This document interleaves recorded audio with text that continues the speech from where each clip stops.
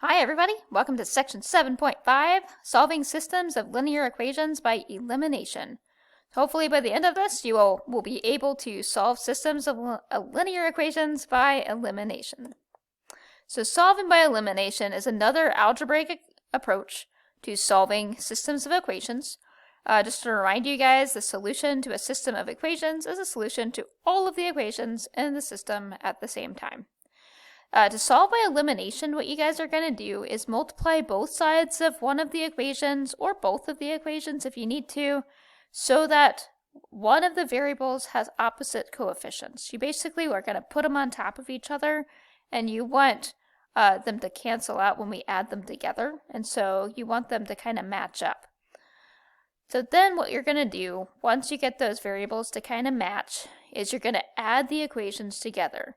And this will eliminate a variable. In case you're wondering why can you do that, it's because you're adding the same amount to both sides of your equation. So it's that addition property of equality again.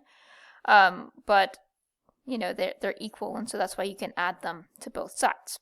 So once you add them together, you eliminate a variable, and then you can solve for the remaining variable. And then what you're going to do is use substitution to solve for that first variable that you eliminated. So let's work through some examples, and I think it'll become even more clear. The first example I have for you is 3x minus y equals 7 and 2x plus y equals 3. This one is already lined up nicely. If you notice, we have a negative y and a positive y, so they already have opposite coefficients, which is perfect. So we don't need to multiply any of our equations by anything. We are ready to eliminate. So to eliminate, what you do is you add the equations together.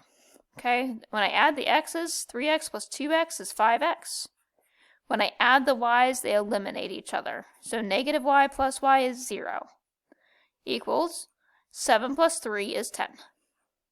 Then we can divide both sides by 5, and x will be 2. Then to solve for y, it doesn't matter which equation you use, but let's substitute x back into one of them. How about we use the second equation? So I'll do 2 times x, so that's 2 times 2, plus y equals 3, so that we can solve for y. 2 times 2 is 4, and then if I subtract 4 from both sides, I will get y equals negative 1.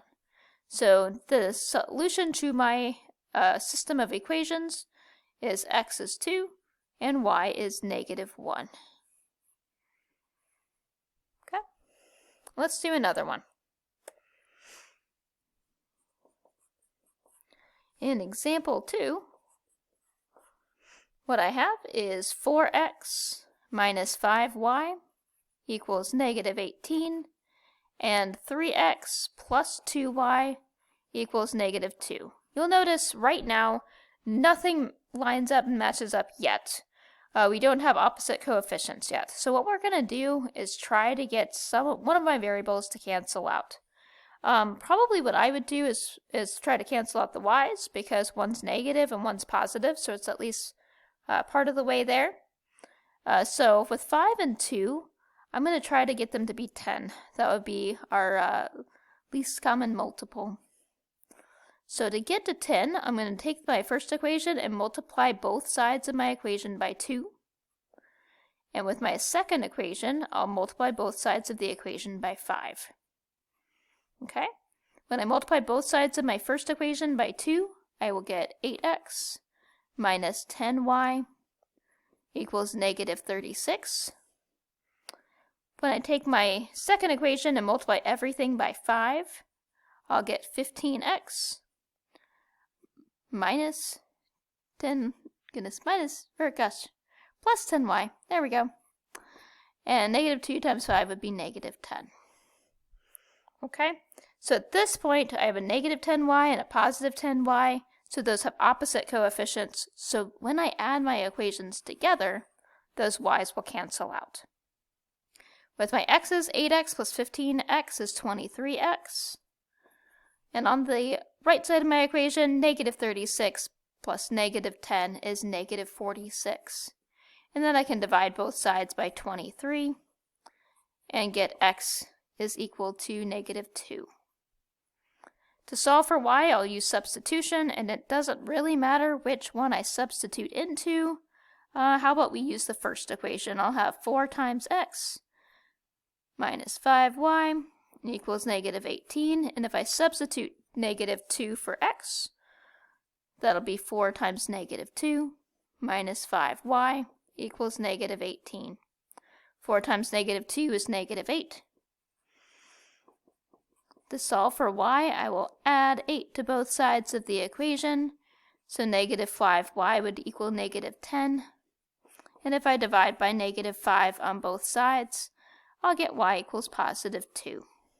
Okay, so putting those together, my solution for this system would be that x is negative 2 and y is positive 2.